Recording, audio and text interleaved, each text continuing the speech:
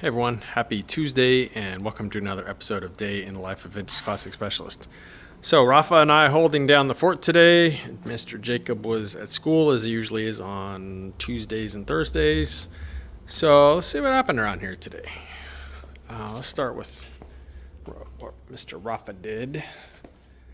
So I don't remember if I showed you guys. I found a killer fog light for this bus at Treffen. And it's exactly what we were looking for and in really nice shape. So I don't know if you guys can see on there, but it's got the big Bosch like script logo on there, super killer. And it's got the sort of, I don't know what you call it, like almost pointed lens. Really cool and appropriately early for this bus. However, we had, I bought part of a really nice bracket with it, which you can kind of see down there. It's the type that like kind of clamps around like a bumper mount, but we didn't really have everything we needed to mount it on this type of light, which has pretty much the stud coming out of it, that's at an angle, so you can see the stud is coming out about like that. So pretty much Rafa went to the hardware store yesterday actually, and he bought some brackets made for I don't even know what, and then he took to bending, cutting, welding, etc. those, and then adapted them onto the other fog light bracket that we bought, again the part that clamps around the bumper. And yeah, pretty much made his own, or part at least of his own mount, and it looks super killer. Looks very factory looking and fits nice. The light is like very solid, doesn't really move at all. So yeah, that was actually a pretty big project making that, but look at that, just looks killer. Can't wait to get the wheels and tires on this bus, which we can pretty much do any time now, and move this thing out so we can kind of see it more, as a whole. The other thing on the front of the bus is, if you guys watch the channel regularly, you know that we had a whole saga with the glass for the pop-out windows here. Wolfgang International accidentally sent us the wrong glass for these Safaris rather, and we didn't really notice until we had already taken the time to etch the Securit logo on them, so we didn't really want to send them back. And anyway, long story short, we found a glass shop in Santa Ana. They're going to trim those down for us, so they should fit perfectly. So Wolfgang International was kind enough to send us the template for the glass, like the correct size, since it was their mistake that they sent us the wrong glass. So they sent us a template, and this guy believes he can cut them down without cracking them or anything, heaven forbid. But yeah, and again, they do have the Securit logo up there on the top where it belongs. So hopefully we'll get those back tomorrow. Yeah, the frames and everything else are painted and ready to go in. It's just really waiting on that glass right now. Speaking of glass, I think I did mention that we got reproductions of correct looking barn door pop-out windows, and but we did have to weld here. In fact, I can show you guys if I can squeeze back here. So we did have to weld some little tabs onto the frame. I'm not going to touch it because the paint's probably still drying, but we had to weld these little tabs on, which are the correct barn door style tabs, which are totally different than later, 55.5 up mounting. But the frames are pretty much the same other than that. So once you swap that out, this pretty much becomes essentially like a barn door pop-out frame.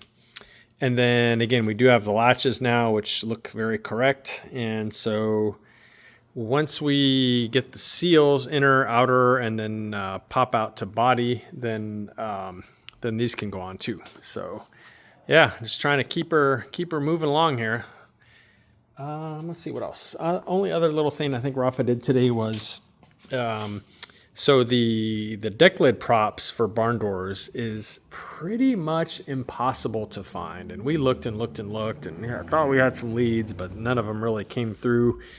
So finally, Rafa took a non-barn door, so a later split window bus one, and sliced it, diced it, metalworked it. I think I used the term blacksmithed it, because he was like literally heating it up and beating on it with a hammer to get it the shape that we wanted and stuff. Anyway, it did have a slight interference problem still with the actual deck lid.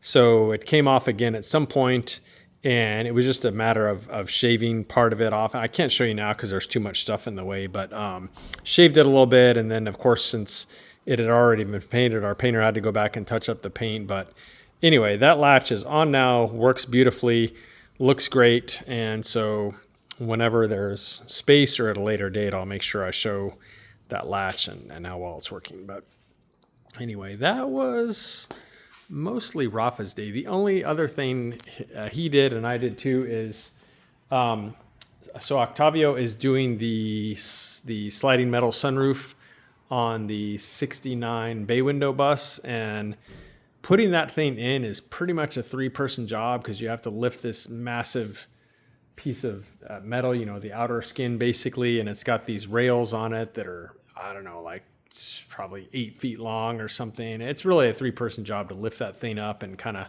get the rails back into the roof where they go. It's hard to explain, but yeah, definitely a 3-person job. So Rafa and I spent some time over there helping Octavio out with that. And that's pretty much Rafa's day. So my day, I spent some time on this guy trying to figure out what I wanted to do for his seat adapters, and took a bunch more measurements and mocked some stuff up more with like wood and stuff like that. And so this is pretty much sitting right now on the adapters that I've made, and the adapters themselves are just kind of tack welded together now and stuff, so they're not final, but I didn't want to, you know, go and weld them up all the way until I was absolutely 100% sure that they were going to fit the way I wanted. And still a couple little things I got to do. This part of the adapter is probably hard to see, is kind of tight against the carpet, so I need to shave that back a little bit. Likewise, the lower edge here, I'll probably kind of round that out or cut it a little shorter. It's a little close for comfort right there. Don't like that. So yeah, I'll trim that back somehow. But, and then you can see that pretty much what I have are legs that go down to the floor. Again, they're just tack welded on, but, so those are the rear ones, and then the front ones more or less look the same. I don't know if you guys will be able to see that, but there they are. Yeah. And so, but yeah, here, if I can zoom out some, I can show you guys this thing. I don't want to go back too far because since the seat's not bolted down, eventually the weight of it will be too much and the thing will flop backwards, but you get the idea. There's forward and back there with the power, and then it can even do this, which is kind of cool. Can raise up, I don't remember, I measured it at some point. It's like 1.5 inches or 2 that it can actually raise up. And then the seat can tilt. So yeah, all those functions are working, and everything seems to clear well. It's definitely a tight fit. The seat really couldn't be any wider and still fit. And in fact, here, let me go around to the other side. There is a little bracket on it that I'm not going to be using that I still need to trim. There's this little thing right here sticking out. Sorry, it's a little dark, but yeah, you can see this little tab sticking out here, which doesn't seem to have any purpose as far as I can tell. I'll check, but I don't think that's doing anything on our installation, and then I'll cut that off because it's really close to the carpet on the tunnel here. But yeah, other than cutting that thing off, I think I'm pretty happy with the seat, and I pretty much put it in like in the middle of its position this way, leaving enough leg room for me at least, and I'm like 6'1", so if somebody's taller or whatever, it can definitely go back a lot more. And then I put it in, made sure that it would fit at its lowest position in this direction without hitting anything. And to me, it felt a little low, like I'd probably want to go up maybe 1/2 inch or 1 inch, but some people kind of like sitting low in cars, so that's like the lowest setting there, and then from there it can easily come up. Again, I think it was, I don't remember, 1.5 inches, 2 inches that it can rise up. And then, of course, the back tilting. So, yeah, I think these are going to be super comfortable for just about any size or shape passenger here.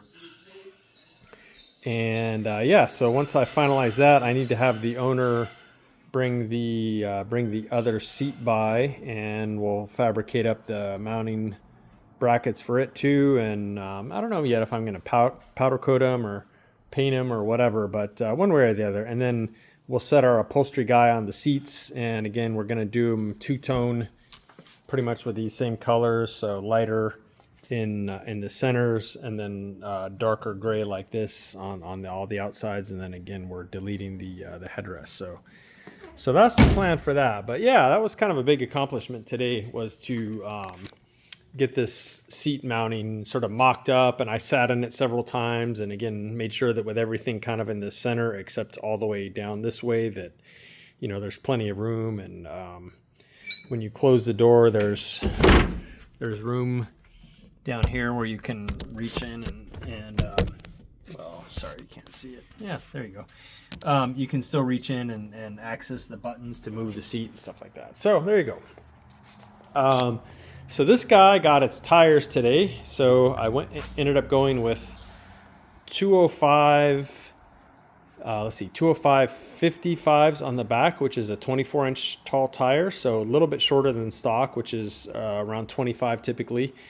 And then in the front, I also went with a 205, but then I went with a 50 series, so it's a little bit shorter. It's closer to like a 23, maybe 23.4-inch tall tire, so a little bit shorter tire in front, but still 205s front and back, so nice, pretty aggressive width tire for this car, and about the widest tire that you can really put on a 5.5-inch rim without. I mean, you could put a wider one on, but they'd be ballooned out a lot, and it wouldn't really look good. So yeah, so the next step now with this car is, again, that these things are just tucked way in for this wide body, and it looks totally silly. So probably tomorrow I will actually spend some time and take a crap ton of measurements and figure out the spacers, which I think will probably be different for front and back, but I'm not sure, and it doesn't matter if they're different for front and back, they just need to be right. But I almost feel like the front is even worse. Like, look at how far in that it sits. But of course the front wheel has to be able to turn too. So like I said, that's where all the measurements that I needed to come in, come in, is making sure that, if you're turning at full lock or whatever, it's not going to rub. And then in the back, that with some suspension travel, it's not going to rub. So, but yeah, that's really gonna bring this car to the next level, is having these beautiful wheels really pushed out and filling out the fender wells. So pretty excited to get that going, because this thing's really going to look amazing, I think. Let's see, guys. A few other things. So this guy actually did get some love today from our painter, our paint and body guy. So look at that. So we had some paint mixed up, and the deck lid, if you've been watching the channel for at least a week or so, the deck lid on this thing was kind of like, I don't even know, it was primered or what. It was black, but not gloss black. It's just kind of ugly and needed some serious bodywork love. But yeah, so that's painted now with matched paint. And here's his license plate housing, license plate light housing there. So yeah, those are painted, and then the plan is the rest of the body is, buff it best we can, and of course the deck lid is gonna look better because it's all fresh and stuff like that, but I think the rest of this will buff up, and it's gonna end up looking pretty good. Actually this one did get a little bit more love today. Its engine case got painted today on the assembled engine. So my painter did a really good job of like masking everything off. So probably I will show you that tomorrow, as far as the engine case for this thing all painted up. So that is it for today, everyone. Appreciate you guys watching. As always, thanks for all the likes, comments, subscriptions, etc. Really appreciate it, guys. So with that, we'll see you again tomorrow. Thanks. Bye.